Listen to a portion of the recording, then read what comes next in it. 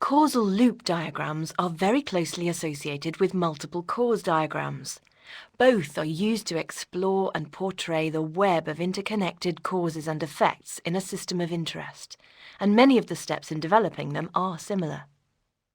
Just like a multiple cause diagram, the first stage can be to write down some of the key factors within the system of interest,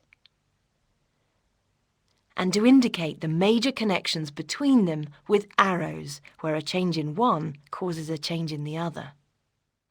Although signs could be added onto the arrows in the diagram at this stage, it may be more helpful to think through the logic of the causal relationship between these factors. This can then be expressed by adding in words that indicate the effects of more or less of some of those factors on other factors.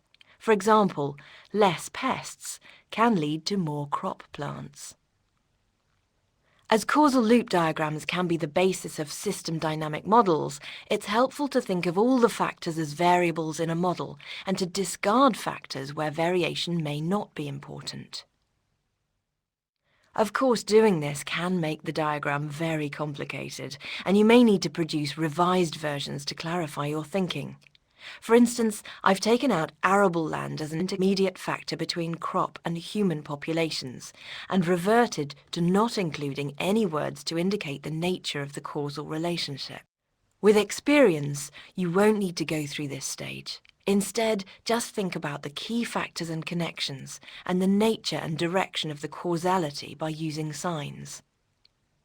In causal loop diagrams, either the factors or the arrows might be labelled to indicate that an increase or decrease in the factor at the tail of an arrow helps to increase or decrease the factor at its head.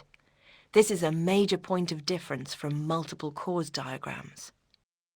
In a causal loop diagram, these arrows are normally labelled with an S rather than a word like increases, or an O rather than words like decreases or prevents.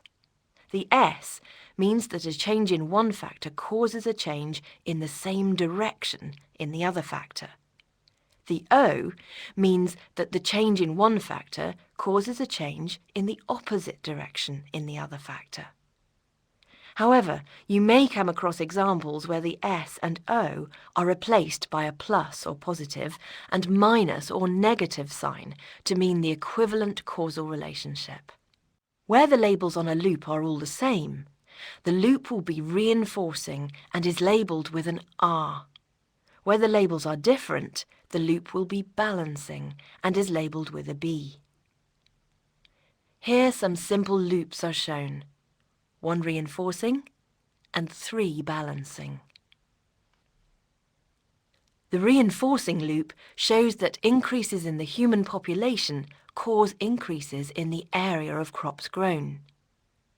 The increased food production can then support an even larger population. The 3 balancing loops show that an increase in one variable leads to a decrease in the other, which in turn causes a decrease in the first variable. This in turn leads to a decrease in the second variable, which ultimately causes an increase in the first variable. It's important to remember that some loops can have several steps or can take time to take effect. This particular balancing loop has 4 variables, where the influence of one variable on the next may only be noticeable over months or years, so I've put double line breaks on 2 of them.